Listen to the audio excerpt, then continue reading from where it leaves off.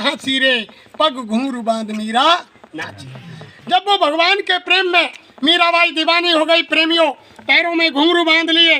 जब संसार के लोग कहने लगे, उनकी सासू माँ कहने लगी, अरे ये जवानी की दीवानी है और ये पागल है और ये हमारे यानी कुटुंब परिवार यानी छत्री घराने का राजपूत परिवार को मिट्टी में मिलाना चाहती है। इसने जाति का चमार, वो जाटव रैदास उसको गुरु बना रखा है और हमारी सारी कुल मर्यादा को खत्म कर रही है। लेकिन उसको कोई बड़ी चीज मिली, तब उसने क्या गाया प्रेमियों कि पायो जी मैंने नाम रतन धन पायो, बस मोलक दी मेरे सतगुरु करी कृपा अपनायो, पायो जी मैंने नाम रतन धन और खर्च ना होवे और चोर ना लेवे और दिन दिन होत सवायो, पायो जी मैंने नाम रतन धन। जब उसको वो नाम रतन का धन मिला, वो मालिक का नाम मिला, तब मीरा उसमें दीवानी हो गई और कहने लगी कि ना उसको कोई चोर चोरी कर सकता है, ना राज सरकार उसको ले सकती है, ना वो खर्च होता है, वो दिन रात बढ़ता ही चला जाता है। वो ऐसा नाम का खजाना है प्रेमियों। तभी तो लोगों ने त्यागा। और अगर किसी भाई बहन ने कोई गुरु बना लिया हो और उनका गुरु कह रहा हो कि लो एक कंठी डांटो, तुम्हें मरने के बाद भगवान मिल जाएगा, तो धर्म प्रेमियों ये अपने दिल की यानी शंका निकाल दो। भगवान मरने के बाद नहीं मिलता है, भगवान जीते जी इसी मनुष्य शरीर में मिलता है। मरने के बाद भगवान नहीं मिलता है। कोई अगर ये किसी का कोई गुरु कह रहा है कि ये कंठी माला लो, जब तुम मरोगे तुम्हें परमात्मा का दीदार दर्शन हो जाएगा, वो मरने के बाद तीसरी आँख, तीसरी कान, तीसरी नाक नहीं खुलती है। जो हमारे गुरु महाराज कहते हैं यानी उस भगवान के, खुदा के, अल्लाह के, गॉड के, परमात्मा के दर्शन जीते जी इसी मनुष्य शरीर में होते हैं प्रेमियों। लेकिन वो इन बाहर की चर्म आँखों से नहीं होते हैं। जो अंदर की दिव्य दृष्टि, जिसको ज्ञान चक्षु, जिसको शिवनेत्र, जिसको थर्ड आई कहते हैं, जो आत्मा के अंदर है, जब वो खुलती है तब जाकर के भगवान का दीदार दर्शन होता है। जब कोई भेदी पुरुष मिलेगा, जब तुम्हारी आत्मा की तीसरी आंख को खोलेगा, जैसे बाहर की आंखें, जब इनमें कोई जाला आ जाता है, मोतियाबिंद हो जाता है, काला पानी आ जाता है, जब आंख से दिखाई देना बंद हो जाता है, कान से सुनाई देना बंद हो जाता है, तो हम जो आंखों का सार्जन होता है, कान का सार्जन होता है, उसके पास जाते हैं। जब कोई अंजन मंजन ड्रॉप देता है, ऑपरेशन कर देता है, लेंस डाल देता है, काला पानी मोतियाबिंद काट देता है, तब पुण्य दिखाई देने लग जाता है। ऐसे ही हमारे कर्मों के जन्म जन्मांतर अच्छे बुरे कर्मों के बोझे से आत्मा का जो कान और आंख है वो बंद हो गया, उस पर कर्मों की गंदगी छा गई, उसका अंतकरण गंदा हो गया प्रेमियों। जब किसी महात्मा के पास जाओगे, किसी वेदी पुरुष के पास जाओगे और उनसे युक्ति लोगे और घर में बैठ कर के योग करोगे, जब तुम्हारी तीसरी आंख खुलेगी, जब घर बैठे भगवान का दीदार दर्शन होगा। तभी तो महात्माओं ने कहा कि कर ले कछु काज जवानी में, और ये काम जवानी में होता है प्रेमियों, बुढ़ापे में नहीं होता है। और हम तुम कब चले? जब बुढ़ापे में। जब कब? जैसे कोई पहले बैलन ने हर में जोते है, गाड़ी में जोते है, और जब इनके खुर घिस जाए, दांत घिस जाए, जब बूढ़े बड़े काके के दांत खिनाए खुर घिसे और पीठ बोझ नहीं ले, और ऐसे बूढ़े बैल को कौन बांध भुस दे, तो इनके नाथ जेवरान ने काट दिए और जंगल में छोड़ दिए। जब छोड़े, ऐसे ही हम आप कब चले? जब हमारा शरीर कोई काम को ना रहे, जब हम घर में कोई काम ना कर सके, चलो भाई अब तो सत्संगन में चलो या मंदिर में चलो। लेकिन महात्मा क्या कहते हैं कि कुछ कर ले काज जवानी में, और इस 2 दिन की जिंदगानी में मेहमान जवानी जाती है, फिर लौट कभी नहीं आती है, रे मूड से मत खो देना किससे और कहानी। कुछ कर ले काज जवानी में, इस 2 दिन की जिंदगानी। बड़ भाग से नर्तन पाई है, बड़ भाग जवानी आई है, भगवान इसी में मिलते हैं, क्या ढूंढे पत्थर पानी में। कछु कर ले काज जवानी में, इस 2 दिन की जिंदगानी। याते खोज प्रभु की कर, याते खोज प्रभु की कर, मिल जाए तो है जाए निडर, लेकिन वो भी बिना गुरु मिलते नहीं, सब धर्म कहे निज बानी में। कछु कर ले काज जवानी में, और इस 2 दिन की जिंदगानी। अरे धर्म प्रेमियों, भजन भी भगवान का जवानी में होगा, बुढ़ापे में नहीं होगा। जब हाथ पैर में दर्द चलेगा, एक आसन बैठ नहीं पाएंगे, गर्दन हिलेगी, हाथ हिलेंगे, शरीर में दर्द मारेगा, परमात्मा का भजन नहीं। ये भी जवानी का है, जब शरीर में ताकत होगी तभी होगा प्रेमियों। इसलिए तो हमारे गुरु महाराज ने कहा कि कोई ये ना समझे कि हमारी शादी नहीं हुई। यानी 12 वर्ष तक के बच्चे बच्ची नाम दान लेकर के भगवान का भजन कर सकते हैं, और यानी भजन जवानी में ही होगा। गुरु महाराज ने कहा कोई ये ना समझे कि हमारे बच्चा नहीं हुए, बच्चा हो गए, शादी नहीं हुई, और शादी हो गई तो नाती बेटा नहीं हुए। अरे काल करे सो आज कर, और आज करे सो अब, और पर में परले होएगी तो बहुर करेगो। ना जाने कब हमारी यानी सास माँ बन गई, कितनी बार हम उसके बेटा बन गए, कितनी बार वो हमारी बेटी बन गई, कितनी बार हम उसके यानी कुछ कोई संसार का कोई ठिकाना नहीं। देखो एक समय में राजा भोज की रानी बाथरूम में स्नान करा रही थी प्रेमी। यानी बाथरूम में राजा भोज की रानी स्नान करा रही थी। राजा भोज का स्नान संपूर्ण हो गया। रानी ने कहा कि महाराज आप नहा चुके हैं, आप कपड़ा पहन लो। तब राजा कहने लगे कि नहीं रानी साहिबा, हमको और स्नान कराओ। तब रानी को हंसी आ गई। जब रानी को हंसी आई तो राजा भोज कहने लगे अरे रानी तुम किस बात पर हंसी हो। रानी ने कहा कि नहीं नहीं महाराज कोई बात नहीं, मैं तो वैसे हंसी हूँ। तो राजा भोज ने कहा नहीं कोई ना कोई बात जरूर है। बाथरूम में के तुम हो के हमें कोई तीसरा है ही नहीं, तुम क्यों हंसी, बात बताओ। कहते हैं ना कि राजा अग्नि जोग जल इनकी उल्टी रीत, और बचते रही हो परशुराम ये थोड़ी राखे। तो उनके तो दिल में लग गई कि नहीं रानी, जब तक तुम तुम्हारी हंसी का जवाब नहीं दोगी तब तक मैं कपड़ा पहनने वाला नहीं। अब रानी ने कहा ये तो बड़ी मुश्किल अटकी। तब रानी ने कहा देखो राजा साहब, इसका जवाब आपको मैं नहीं दे सकती। हमारे शहर से 20 कोस दूर और मेरी छोटी बहन तुम्हारी साली वहाँ ब्याही है, तुम उसके पास जाओ और इस बात का जवाब तुमको वो देगी। अब उसके तो दिल से लग गई। राजा भोज ने कपड़ा पहने, घोड़ा उठाया, लेकर के 20 कोस जा कर के अपनी साड़ू साहब के पास पहुँचे और साड़ू से कहा कि साड़ू भैया आपकी घरवाली और हमारी साली साहब हम उनसे 2 बात करना चाहते हैं। तो पहले ऐसे उसूल थे कि राजा रानियों के यहाँ ऊपर महल में झरोका बने हुए थे, खिड़की छोटी सी, उनसे बात करते थे। तो उनके साड़ू साहब ने कहा कि तुम घर चले जाओ और मैं सिपाही को भेजता हूँ और वो तुम्हारी साली हमारी घरवाली झरोके में आ जाएगी और जो तुम पूछना चाहेंगे उस बात का जवाब आपको दे देगी। यानी उनकी साली ऊपर झरोके में आ गई। राजा भोज ने नीचे से जब देखा कि साली साहब हम आपसे एक बात पूछने आए हैं, तब उनकी साली ने पूछने से पहले ही कहा अरे जीजा श्री तुम मेरी बहन की हंसी का कारण पूछने आए हो। तब राजा भोज ने कहा कि साली साहब तुमको कैसे मालूम है? कि मुझे सब मालूम है, लेकिन इसका जवाब मैं तुमको आज नहीं दूंगी, इसका जवाब मैं आज नहीं दूंगी। जब राजा भोज ने कहा कि क्यों नहीं दोगी?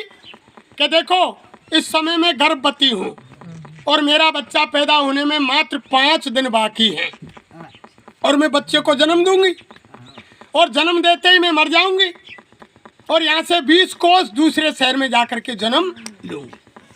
और जब ये मेरा बच्चा 18-20 साल का हो जाएगा और मैं भी 18-20 साल की हो जाऊंगी तो यही बच्चा मुझसे शादी करने आएगा। जब मैं शादी करके वापस यहाँ आऊंगी इस घर में, तब इस बात का तुमको जवाब। राजा ने कही कि परे पल्ले ही तो लंबो छेता रख दिया, पर राजा के दिल से लग रही। लौट गए वापस लौट गए राजा साहब। जवाब तो वैसे उसी दिन मिल गया, लेकिन राजा के दिमाग में नहीं आया। तो वापस लौट गए राजा साहब और घर जा कर के बैठ गए। 5 दिन का इंतजार किया।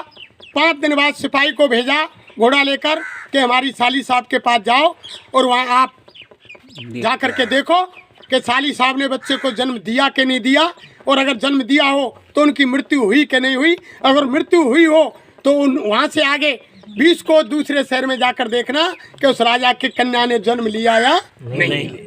सिपाही आया, सिपाही ने 5 दिन बाद देखा कि उनकी साली की मृत्यु जन्म देते ही बच्चे को हो गई। दूसरी जगह गए, वहाँ बच्ची ने जन्म लिया। आकर के राजा भोज को बता दिया कि राजा साहब दोनों काम सत्य हैं, वो आपकी साली बच्चे को जन्म देते खत्म हो गई और उसने जन्म जा करके दूसरे शहर में ले लिया। 18-20 साल तक इंतजार किया राजा भोज ने। 18-20 साल तक राजा भोज ने प्रेमी इंतजार किया। बात तुम ज्यादा करें तो बैठे जहाँ बैठ जाओ। जय गुरुदेव। अरे रतन जन्म गमायो तन मन के मेले में। अरे रतन जन्म गमायो तन मन के मेले में। देखो, तन मन के मेले में आत्मा की आज तक किसी ने नहीं सुनी। और शरीर की कीमत किसके पीछे? जीवात्मा के पीछे। अगर जीवात्मा शरीर से निकाल दी जाए, अभी तुम बढ़िया बाबा जी का संदेश सुन रहे हैं, अचानक मेरा समय पूरा हो जाए और आत्मा निकाल दी जाए और शरीर धड़ाम से जमीन पर गिर जाए, तो 5 मिनट में पूरे शेखपुर वाले कहेंगे ओ भैया हत्या छा गया, खटोटी के ऐसा करो, वहाँ पहुँचाओ, खटोटी में पहुँचाओ जल्दी सिराई यहाँ। यानी देखो, 5 मिनट के अंदर सारा प्यार मोहब्बत खत्म। वही शकल है, वही रूप रंग है, वही चेहरा है, वही हाथ पैर है। तो इस शरीर की कीमत किसके पीछे है? आत्मा के पीछे। जब आत्मा निकल जाती है तो इस शरीर की कोई कीमत नहीं। और हम तुम किस में फंस गए? अरे रे तेने जन्म गमायो तन मन के इस शरीर की बाह में लग रहे हैं सुबह से शाम तक, और मन की मानने सब कह देना। कोई गांव में अगर कोई पंचायत हो गई तो आपस में काकेंगे, अरे के सुनो सबकी और करो मन की। सब लोग मन की कर रहे हैं। तो महात्मा कहते हैं अरे रे तेने जन्म गमायो तन मन के मेले में। अरे तेने जन्म गमायो तन मन के मेले में। फिर क्या कर रहा है जी? कमाए रहे हो तेली को 100 बैल, कमाए रहे हो तेली को 100 बैल। भूल गयो अपने घर की गैल, भूल गयो अपने घर की गैल। भूल गयो अपने घर की गैल, भूल गयो अपने घर की गैल। गलत ने अब नहीं पूछी दुनिया के झमेले में। गलत ने अब नहीं पूछी दुनिया के झमेले में। अरे रतन जन्म गमायो तन मन के मेले में। अरे रतन जन्म गमायो धन मन के मेले में। हम तुम कैसे कमा रहे हैं? जो तेली को बैल हुए ना, तेली के बैल को दारो हुए, तेली बात सुबह को जोड़ दे और भाई एक दायरे में घूम तो रहे। कह देना बूढ़े बड़े कि तेली के बैले का मतलब सैलनते। वो तो माई घूम तो रहे बा, गाँव मुझिक के ना देखे गाँव कितना बड़ा। तो इसी तरह हम कमारो तेली को 100 बैल और भूल गए अपने घर की। ये घर हमारा नहीं है, ये संसार। जब हमारे बुजुर्ग यहाँ से चले गए तो आप हम सबको जाना है, या सारी चीज नाचवान है। ये घर हमारा आपका नहीं है। तो अपने घर की गैल भूल गए, किसी से रास्ता नहीं पूछो। काई भूल गए कि दुनिया के जमीन कि एक छोरा को एक मकान बनेगा को दूसरा बनना चाहिए, एक नौकरी लगो दूसरा लगना चाहिए, एक ट्यूबवेल लगो दूसरा लगना चाहिए, एक कोठी एक को बना दे दूसरे को बननी चाहिए।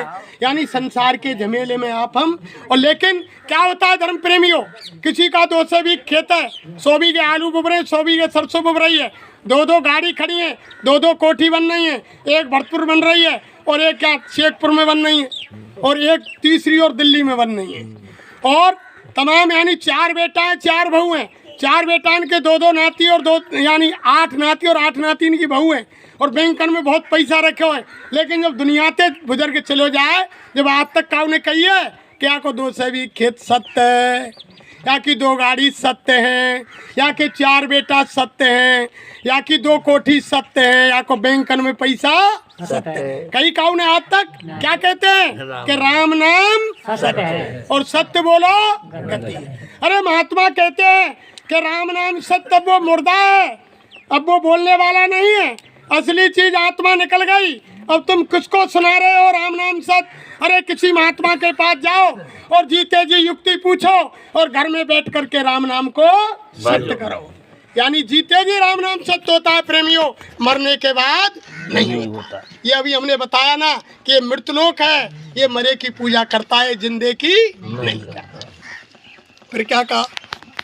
दान नाय दियो हाथन ते, दान नाय दियो हाथन ते, दान नाय दियो हाथन ते, दान नाय दियो हाथन ते, काम नाय चलनो बातन ते, काम नाय चलनो बातन ते, धर्म जब लेखो मांगे पूछे गोय के मैं, धर्म जब लेखो मांगे पूछे वो अकेले में। देखो धर्म प्रेमियों, हमारे गुरु महाराज कहते हैं कि प्रत्येक जीव के कंधों पर 2 दूत बैठे हैं। जो बुजुर्ग कहते हैं चित्र और विचित्र, अशुद्ध गण और शुद्ध गण, दोनों के हाथ में किताब लगी हुई है। तीसरी चीज, हर एक के सिर पर वो ऑटोमेटिक कैमरा लगा हुआ है। गुरु महाराज ने बताया वो ऐसा कैमरा है, वो लोहे लक्कड़ स्टील का नहीं है जो खराब हो जाए, वो कुदरत माँ का, भगवान का ऑटोमेटिक कैमरा है। लेकिन 5 साल तक जीव को कोई कर्म नहीं लगता है और 5 साल से एक ऊपर जाते ही कैमरे का बटन ऑन कर दिया जाता है। दोनों दूत पेन लेकर के लिखाई शुरू कर देते हैं। जो भी आप हम अच्छा बुरा कर्म कर रहे हैं, यानी जंगल में, पहाड़ में, अंधेरे में, उजाले में, जमीन में, बाहर, यानी जो भी हम कर्म जैसा कर रहे हैं, सारा का सारा कैमरे में छप रहा है, सब कैमरे में फीड हो रहा है। आपकी वो रील बन रही है, वो पेंडुलम बन के तैयार हो रहा है। दोनों दूत अच्छा बुरा लिख रहे हैं। जब धर्मराज के दरबार में सांसों की पूंजी खत्म हो जाएगी, शरीर धड़ाम से यहीं गिर जाएगा, जब आत्मा जीव वहाँ जाएगा तब वो पूछेगा क्या अच्छा किया, क्या बुरा किया। दोनों दूत दोनों किताबें डाल देंगे और कहेंगे महाराज इन्होंने ये अच्छा किया या बुरा किया। तब हम मुकरेंगे, तब हम कहेंगे कि नहीं नहीं, इन्होंने गलत लिख दिया, ये मैंने गलत काम नहीं किया। पुस्तक में जो दूत लिखेंगे तब हम क्या कहेंगे, जो अच्छे अच्छे करें ये तो मैंने खैर करें, पर जो यानी बुरे लिखेंगे मैंने ये को ना करो।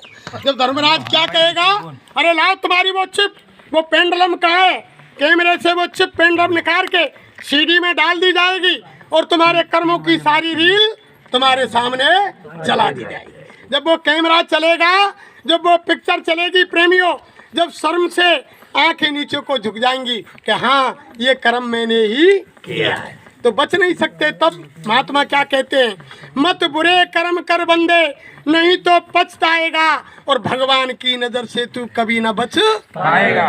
कोई बचने वाला नहीं है। महात्मा कहते हैं जब ये शरीर किराए का मकान है, ये मालिक ने समय से दिया है, जब ये शरीर के ऊपर, इस ताकत के ऊपर, इस गोरे रंग के ऊपर और तुम्हारी जवानी के ऊपर जब तुमको इतना घमंड है, जब ये शरीर तुम्हारा ही नहीं है, तो संसार का सामान तो प्रेमियों बहुत दूर है। संसार का सामान तो बहुत दूर है। एक सुई की नोक की बराबर कोई चीज हमारे आपके साथ जाने वाली नहीं है। इसलिए महात्मा कहते हैं तुम किसके लिए झूठ बोल रहे हो, किसके लिए चोरी कर रहे हो, किसके लिए बेईमानी कर रहे हो, किसके लिए जीव हिंसा कर रहे हो, किसके लिए यानी धोखाधड़ी कर रहे हो, क्यों किसी से यानी किसके लिए बेईमानी कर रहे हो, किसके लिए झूठ बोल रहे हो, किसके लिए कत्ल कर रहे हो। जब ये शरीर ही तुम्हारा नहीं है तो सुई की नोक की बराबर चीज आपके और हमारे साथ जाने वाली नहीं है। ये तो धर्म प्रेमियों माँ, जब भगवान के दरबार में आत्मा दाखिल होगी तो माँ वो अकेले में पूछेगा कि क्या क्या कर्म किए। माँ आप ये नहीं कह सकते कि मो याद ना छोरा आ जान तो कोई बतावे को के का करो का ना करो। ये झूठी गवाही को ले जाए ना दाम दे के यहाँ की कचहरी में तो झूठी गवाही दे दे कोई, लेकिन माँ किसी की गवाही नहीं चलेगी, ना सच्ची झूठी कोई गवाही नहीं चलेगी। वहाँ तो वो सारा मामला कैमरा में फीड हो रहा है। तो देखो धर्म प्रेमियों, वहीं आ जाओ। तो उधर जब 18-20 साल इंतजार राजा भोज ने किया, करने के बाद जब उनकी साली का बच्चा उसी गांव से उस साली को ब्याह कर लाया, तब राजा भोज वहां जाकर पहुंचा। तब कहा कि आज हमारी बात का जवाब दे दो। तब उन्होंने कहा कि महाराज मैंने तो आपको उसी दिन जवाब दे दिया कि मेरा ही बच्चा है और मोई ये ब्यावे। यहाँ तो मेरा बेटा था, जब मैंने दूसरी जगह जन्म ले लियो तो मैं इसकी बहू बन गई। तो मैंने तो जवाब राजा साहब उसी दिन दे दिया, लेकिन तुम समझ नहीं पाए। तब उनकी साली ने कहा कि महाराज देखो, पहले जन्म में जो तुम्हारी घरवाली है मेरी बड़ी बहन, वो तुम्हारी माँ थी। माँ पहले जन्म में तुम्हारी माँ थी वो।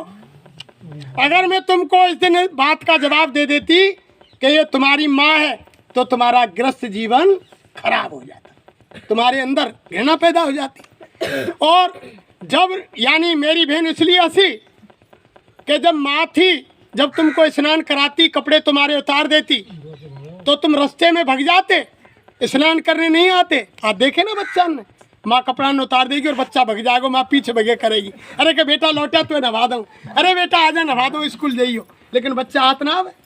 ऐसे ही यानी जब तुमको स्नान कराती थी, जब मैं तुम्हारे माँ के रूप में थी। राजा भोज की पत्नी ने कहा कि जब मैं तुम्हारे माँ के रूप में थी, जब तुम बाथरूम में स्नान नहीं करते थे, लेकिन जब मैं तुम्हारी पत्नी बनकर आ गई, अब तुम बाथरूम से नहीं निकल रहे हो, इसलिए मुझे हंसी आई।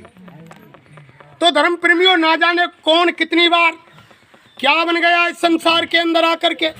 ये संसार लेने देने का है, एक दूसरे के चुकने चुकाने का है। कर्म इस मनुष्य शरीर में बनते हैं और भोग और योनियों में भी भोगे जाते हैं। इसलिए महात्मा कहते हैं किसी खोजी पुरुष की यानी तलाश कर लो, जब कोई सच्चा महात्मा तुम्हें मिल जाएगा, वो तुम्हें रास्ता बता देगा। घर में बैठ कर के योग वो भजन कर लेना और तुम्हारी आत्मा कल्याण हो जाएगा और ये मनुष्य शरीर पाना सार्थक हो जाएगा। लेकिन आज क्या हो गया, पहले तो महात्मा ने गुरु ने ढूंढवे काजे, बहुत बड़ी मेहनत करनी पड़ेगी। पहले राजा महाराजा बुजुर्गन से बात करो, ये जंगल जंगल ढूंढे करे कि कोई महात्मा मिले, बढ़िया सो महात्मा मिल जाओ तो महात्मा के आश्रम में सेवा करे, धोती लंगोटी ने धोवे, बर्तन साफ करे, जंगल से लकड़ी लावे, भोजन बनावे, और फिर वो महात्मा कह दे बच्चा तुम इस नामदान के गुरु मंत्र के लायक नहीं हो, तुम तुम्हारे घर चले जाओ। लेकिन आज का है गो, आज तो गांव में तमाम गुरुओं की लाइन लग रही है। लेकिन आज का है गो, आज तो भेषधारी है साहब। तो महात्मा आज क्या हो गया, आज तो बेहू है गे, आदमी मर गो, बारन कट गए, दाढ़ी बाल रुका लिए, वो बाबा जी है। घर में शादी ना भाई, घर के ने बाहर निकाल दियो, दाढ़ी बाल रखा लिए, महात्मा बन गए। घर में काम ना है रो, आए को दाढ़ी, कोई या को लाइसेंस तो लेना पड़े ही ना, कोई सरकार से परमिट ना लेना पड़े। जब कोई काम ना है तो लास्ट चाहिए, लाल पीरे धोरे कपड़ा रंगे, जटा बार रखाइए और कहे न्याबाजी ना महाबाजी, और मन कैसे है गो और चरे मुफ्त के रोड बना फिरे मोटा ताजी, और मन कैसे है गो बाबाजी। उसकी दोनों बाजी खत्म हो जाती है भाई बहनों, ना तो ये संसार की बाजी खत्म, गृहस्थ जीवन की भी बाजी खत्म, और वो परमात्मा की भी बाजी खत्म, दोनों बाजी खत्म हो जाती। तो देखो धर्म प्रेमियों के गली गली घूमत फिरे, आज कैसे गुरु है के गली गली घूमत फिरे और गुरु दीक्षा लियो, और नरक सुरक के कापरी हमें रुपया देओ। कह देंगे वाऊ ते कह दो तुम आज के जमाने में कि बाबा वो चेला बना ले, चेली बना ले। अरे बच्चा ले डांट कंठी और 5 कपड़ा लिया, 1 से 1 रुपया लिया, पर मेरी कोई गारंटी ना है कि तू स्वर्ग में जा या मेरे चेला है खाली। तो इसलिए रामायण में क्या लिखा है कि गुरु शिष्य धन हरई शोक ना हरई, सो गुरु घोर नरक में। गुरु अंध बधिर कर चेला, और एक नहीं सुने एक नहीं देखा, अंधो गुरु और भैरव चेला, और 2 नरक में ठेलम। अरे प्रेमियों, दोनों को नरक जाना पड़ेगा, मनुष्य जीवन भी बेकार चला जाएगा। इसलिए तो कहा है कि गुरु कीजिए जान संसार में कहते और पानी पीजे छान, लेकिन संत मत में क्या कहते हैं कि गुरु कीजिए छान और पानी पीजे जान, यानी पानी जानबूझकर पीना चाहिए। अब आप नाले को पानी गा दियो तुम बात छाने कैसे पी लेंगे, छाने कैसे पी लेंगे। तो ये सारी चीज देखो धर्म प्रेमियों, जब तक यानी सच्चे महात्मा नहीं मिलेंगे, जब तक जीव का काम नहीं बनेगा। अक्सर कर दुनिया में 6 गुरु तो हर इंसान के मिल जाते हैं। महात्मा कहते हैं वैसे 7 चीज बहुत हैं, 7 दीप हैं, 7 महासागर हैं, सप्तऋषि हैं, 7 बार हैं, 7 ही भामट डले और 7 ही गुरु हों, यानी 7 बहुत सारी चीजें। देखो हमारे तुम्हारे घर में हम जब बच्ची की शादी करें, बच्ची की शादी करें तो 7 भामट डालें ना। जब पहली भामर जब डाली जाए तो हमारी माता बहन देविया का काम है कि मेरी पहली भमरी आ रही है, भाई तो बेटी 6 भामर तक बोलेंगे ना कि मेरी 6ठी भमरी आ रही है, अब तो बेटी। अगर 6 भामरन तक बेटा बारे में और बेटी बारे में कोई झगड़ो है जाए और वो कह दे कि मैं फेरा ना दे रहा, कि मैं फेरा ना ले रहा, तो वो शादी पूरी ना हो, अधूरी है। पूरी कब होगी कि मेरी 7ही भमरी आ रही है, अब तो बेटी साजन की, जब होती है। ऐसे ही महात्माओं ने यानी 6 गुरु तो हर इंसान के बताए। देखो महात्मा क्या कहते हैं कि प्रथम गुरु पिता और माता जो है रक्त बीज के दाता। सबसे पहले गुरु माँ बाप है जिन्होंने जन्म दिया, लेकिन महात्मा क्या कहते हैं कि इनका आदर सम्मान करो, इनकी सेवा करो, इनके आदेश का पालन करो, लेकिन आत्मा का कल्याण माँ बाप से नहीं होगा, आत्मा को मुक्ति नहीं दे सकते। फिर क्या कहा कि दूसर गुरु वही वो दाई और गर्भवास की मैल छुड़ाई, और दूसरा दर्जा महात्माओं ने दाई माई को दिया है।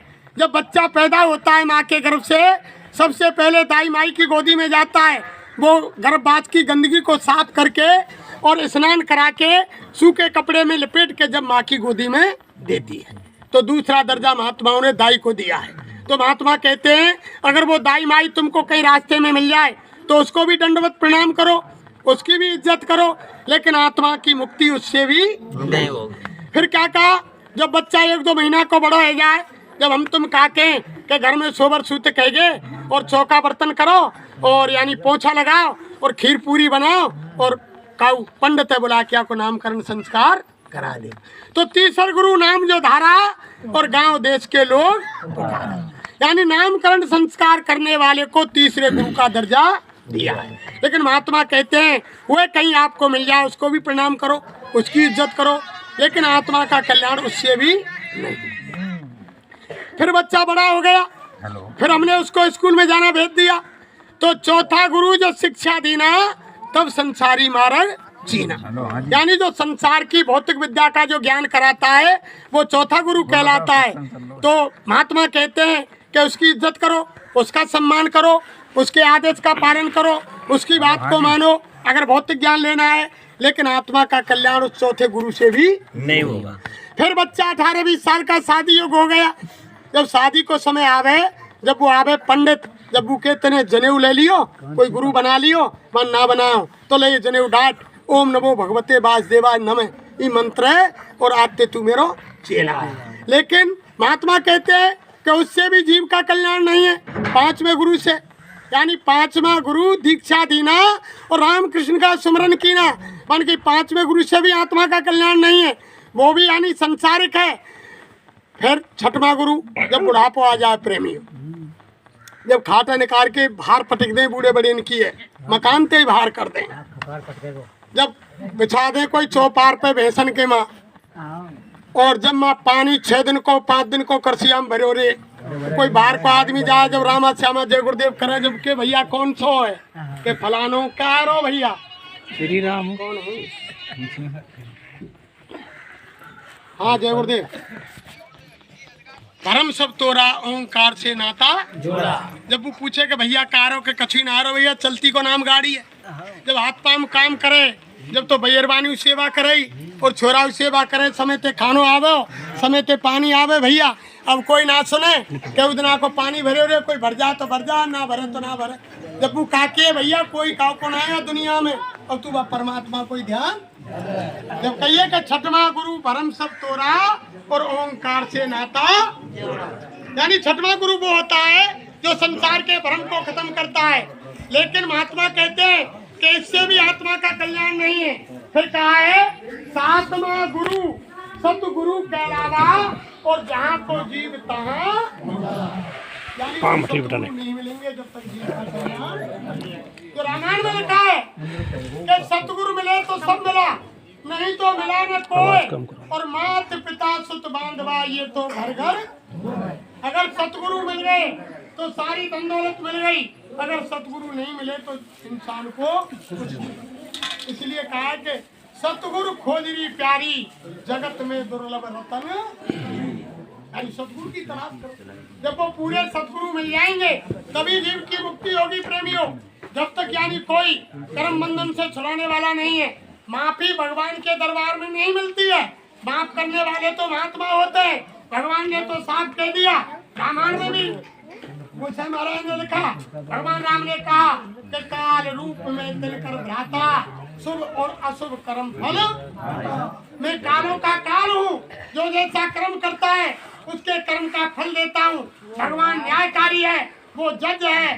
भगवान ने सबको कर्म करने के लिए आजाद छोड़ रखा है, यानी अच्छा करो बुरा करो वो आपके हमारे हाथ को नहीं पकड़ेगा।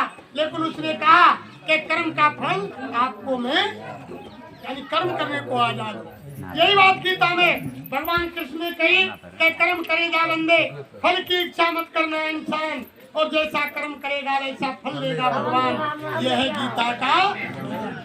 तो भगवान ने यही कहा कि यानी जैसा आप कर्म करोगे वैसे कर्म का फल आपको माफी मिलती है प्रेमियों महात्माओं के दरबार। जो रामायण में लिखा है कि सन्मुख होय जी मम जबहि और जन्म कोट अग्नि से। जब महात्माओं के सामने जब आप जाओगे, जब उनकी दृष्टि पड़ेगी, तभी तो रामायण में लिख दिया कि जब ही नाम हृदय पड़े और होए पाप को नाश और जो चिंगारी आपकी पड़े पुरानी। जब महात्माओं के सामने हम जाएंगे, उनका दिया हुआ मन वो नामदान जब हृदय के अंदर पड़ेगा तो कर्म ऐसे जल जाएंगे जैसे कोई गरी घास का ढेर हो और एक माचिस की तीली डाल दी जाए या आँच की कोई चिंगारी डाल दी जाए, एक मुट्ठी राख हो जाती है। ऐसे जीव के कर्म जल जाए। यानी महात्मा माफ करते हैं प्रेमियों, ये दयालु होते हैं। माफी इनके भगवान ने पांडवों को माफ नहीं किया। जब पांडवों ने मनुष्य हत्या का पाप अपने सिर पर ले लिया तो योगेश्वर कृष्ण ने कहा, अरे पांडवों, तुमने जबरन तुम्हारे सिर पर मनुष्य हत्या का पाप लिया है, इसलिए तुम बैतरणी चले जाओ, एक एक करके हिमालय में जाकर के चल जाओ और सीधे नरक में। भगवान को अदला बदला देना पड़ा प्रेमियों। जिस समय भगवान कृष्ण अपना काम करके पूरा महाभारत करके और जब एक पेड़ के नीचे जाकर बैठ गए, पैर पर पैर रखा हुआ था, एड़ी में पद्म था भगवान के में, उस समय उद्धव आए। उद्धव ने कहा कि योगेश्वर, मैंने ऐसा सुना है कि तुम तुम्हारे परम धाम को जा रहे हो। तब योगेश्वर कृष्ण ने कहा, हाँ भैया उद्धव, मैं मेरे परम धाम को जा रहा हूँ। तो उद्धव ने कहा कि महाराज, मेरी सारी जिंदगी आपके साथ में निकल गई, मैंने आपको सखा माना, अब दया करो मुझे भी तुम्हारे साथ ले चलो। तब योगेश्वर ने कहा, अरे भैया उद्धव, ऐसे मेरे परम धाम को कोई नहीं जाता, आपको आदेश है तुम किसी महात्मा के पास जाओ, सीधे भद्र का आश्रम चले जाओ और महात्मा से योग की क्रिया सीखो और योग करके जब मेरे परम धाम को। तब उद्धव ने कहा, अरे योगेश्वर, अब तो मैं बुढ़ा हो गया, अब मुझसे योग कैसे होगा, तुमने पहले क्यों नहीं बताया। तब योगेश्वर कृष्ण ने कहा, अरे भैया उद्धव, पहले तुमने पूछा ही नहीं कि मुझे तुम्हारे साथ चलना है, तुम आज मुझसे पूछ रहे हो कि मुझे भी तुम्हारे साथ ले चलो, तो मैं आज बता रहा हूँ, इसलिए तुम्हें योग करना पड़ेगा और योग करके जब मेरे परम धाम को आना। फिर क्या हुआ प्रेमियों, जब एड़ी में पद्म चमक रहा था, उसी समय एक बहेलिया आया। बहेलिया ने देखा कि हिरण की आंख चमक रही है, तो कस करके निशाना लगाया और तीर को छोड़ा। योगेश्वर कृष्ण की एड़ी में आकर तीर लगा, आवाज आई, बहेलिया ने समझा शिकार हो गया, दौड़ कर आया।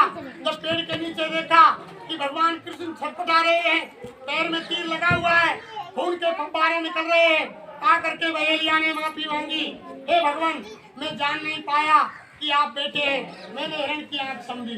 तब कृष्ण ने क्या कहा, अरे बहेलिया बस मैं तेरे ही इंतजार में था। तो बहेलिया ने पूछा, तेरे योगेश्वर मेरा इंतजार कैसा? तो भगवान कृष्ण ने कहा, अरे भैया बहेलिया, पहले युग में त्रेता में तुम बाली थे और मैं राम था। मैंने 7 पेड़ की आग लेकर के तुमको मारा, आप तुमने छुप करके मुझको मारा। तेरा मेरा बदला बराबर हुआ। तुम तुम्हारे घर को जाओ, तुम्हें कोई पश्चाताप करने की जरूरत नहीं है। मैं मेरे धाम को जाता। अरे धर्म प्रेमियों, जिन्होंने भगवान को देखा, भगवान के साथ लिए, उनको यानी नरक जाना पड़ा कर्म के अनुसार, जो रामायण में लिखा है। बैठ जा, यहीं बैठ जा। रच रखा और जो जस करे सो तत् फल, यानी कर्म के अनुसार पांडवों को नरक में जाना पड़ा। कर्म के अनुसार धर्म प्रेमियों, बाली को भगवान राम ने 7 पेड़ की आग से छुपकर मारा। दूसरे जन्म में कृष्ण को बहेलिया ने मारा, अदला बदला उनको देना पड़ा। तो महात्मा कहते हैं, जब अवतारी शक्तियाँ जिनकी हम तुम पूजा करते हैं, जिनको भगवान मानते हैं, जिनको धरती पर अदला बदला देना पड़ा, ये कर्म क्षेत्र भूमि है। अगर किसी की उंगली काटोगे तो तुमको 10 बार कटवानी पड़ेगी, किसी की गर्दन काटोगे 10 बार कटवानी पड़ेगी, किसी से गाली दोगे तुमको गाली खानी पड़ेगी, किसी को धोखा दोगे तुमको धोखा खाना पड़ेगा। यानी जो जो कर्म करोगे तुम वो सब आपको भोगना। कोई भी कर्म क्षेत्र से बच नहीं सकते। इसलिए महात्मा कह रहे हैं कि समय निकाल करके भजन कर लो। पहले त्रेता के अंदर एक रावण था, द्वापर के अंदर एक कंस था। जब रावण का युद्ध मैदान में हुआ और त्रेता में महाभारत मैदान में हुआ। आवाज कम करो ना, आवाज कम करो, आवाज जा रही है, आराम से। घर घर में रावण कंस की प्रवृत्ति हो गई। अब इतने राम और इतने कृष्ण कहाँ से आएंगे? तो गुरु महाराज कह रहे हैं कि जो अब का महाभारत होगा वो किसी मैदान में नहीं होगा, और अब का महाभारत यानी घर घर में होगा और आंगन आंगन में। तो बाबा कह रहे हैं कि कहे जय गुरुदेव पुकार, जमाना बदलेगा, प्रजा बहुत मरेगी जग में, और लाशें पड़ी सड़ेंगी घर घर में, उठाने वाले मिलेंगे ना यार, जमाना बदलेगा। कहे जय गुरुदेव पुकार, जमाना बदलेगा। जैसे भगवान कृष्ण ने कौरवों को समझाया, वो त्रिकालदर्शी थे कि आधा दे दो पांडवों को, 5 गांव दे दो, ये तुम्हारे भाई हैं। उन्होंने उनकी बात को नहीं माना, महाभारत हुआ, जमीन वही रह गई और कौरव पांडवों का विनाश हो गया। ऐसे ही बाबा यानी समझा रहे हैं कि आगे बहुत बड़ा विनाश होने वाला है। यानी आप शाकाहारी हो जाओ, चलो भजन भी आप नहीं कर सकते तो शाकाहारी तो हो जाओ, मांस मछली अंडे शराब का सेवन तो छोड़ दो। अगर आप शाकाहारी भी हो गए तो खराब समय में आप बीमारी और मुसीबत से बच जाओ। बीमारी उन्हीं के लगेगी प्रेमियों। जब पाकिस्तान चीन और भारत की लड़ाई होगी तो वो कीटाणु बम, परमाणु बम, जहर के गैस के बम डालेगा तो वो बीमारी उनके लगेगी जो खाने पीने वाले लोगों को। यानी ये महात्मा लिख गए, सूरदास जी ने अपने सूर सागर में लिखा कि रे मन धीरज क्यों ना धरे, सम्मत 2000 के ऊपर है सो योग पर है, पूरब पश्चिम उत्तर दक्षिण 34 काल फिरे, अकाल मृत्यु जगमाई व्यापे प्रजा बहुत अरे मन धीरज क्यों ना धरे, शेष वर्ष लग सत्यु गावे सुख की दशा फिरे, स्वर्ण फूल वन पृथ्वी फूल है, धर्म की बेल बढ़े, और काल व्याल से वही बचेगा जो सतगुरु ध्यान और सूरदास ये हर की लीला टारे नहीं करे। फिर दूसरे पद में लिखा, अरे मन धीरज क्यों ना धरे, सम्मत 2000 के ऊपर 56 वर्ष चढ़े, माघ मास संवत्सर व्यापे सामन ग्रहण पड़े, और एकादशी को नक्षत्र 6 रख को चंद्र चढ़े, उड़ विमान अंबर में जावे ग्रह ग्रह युद्ध करे, और मारुत विष फेंके जग में प्रजा बहुत मरे, और 2-10 को सिखावे जाकी कंठ को तेज मरे, और काल व्याल से वही बचेगा जो सतगुरु ध्यान सूरदास ये हर की लीला टारे नहीं। ऐसा समय आ जाएगा प्रेमियों कि विमान ऊपर में जाकर के युद्ध करेंगे, वो जहर के बम डालेंगे, जहरीली गैस हवा में मिल जाएगी, सांस के साथ लोगों के जाएगी, अंदर गई और लोग धड़ाम से जमीन पर गिरे। यानी सूरदास जी लिख गए कि 12-12 कोस तक आदमी आवाज लगाएगा लेकिन कंठ बैठ जाएगा, लेकिन आवाज सुनाई नहीं। यानी 12-12 कोस पे दियो दिखाई दे। ये महात्मा की वाणी है। यानी रामायण में खुद लिख दिया कि मोर वचन परे चाहे फीका और संत वचन पत्थर की। यानी महापुरुषों की वाणी कभी खाली नहीं जाती। जो जो लिख गए सारी चीज होनी है। समय में देरी है। रात दिन आप देख रहे हैं क्या धरती पर होने जा रहा है। यानी कितनी हर जगह विनाश की। अभी आपने पाकिस्तान के समाचार किसी भाई ने सुने हो, वहाँ 200 रुपये किलो आटा बिक रहा है। 200 रुपये किलो आटा और वो मिलना रहो, लाइन लग के मिल लो, गोली चल रही है। भूखते नहीं, कह रहे हैं कि जब आटो ही ना मिल लो या अभी तो गोली तो मर जा तो बढ़िया। आपस में मार काट है रही है। चीन में हालत आपने देखी, चौथी लहर कोरोना की आ गई। यानी 7-7 दिन लाश अंदर पड़ी सड़ रही हैं, लेकिन लोगों ने उठावे बारे पैदा। ये सारी चीज विनाश की तैयारी धरती पर हो रही है। ये तो धर्म कर्म की भूमि है भारत, इसलिए यहाँ बचाव हो रहा है। इसलिए धर्म प्रेमियों समय निकाल के भगवान का भजन अवश्य करें। और समय निकाल के 24 घंटे का वादा किया है सबने।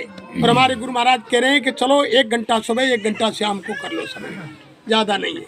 अगर नहीं किया तो 84 लाख योनि में बाद में जानो पड़ेगा, फिर ये मनुष्य शरीर दोबारा जी। देखो ये तो मनुष्य शरीर की, देखो नई बात आपको सुनाऊं। मनुष्य शरीर की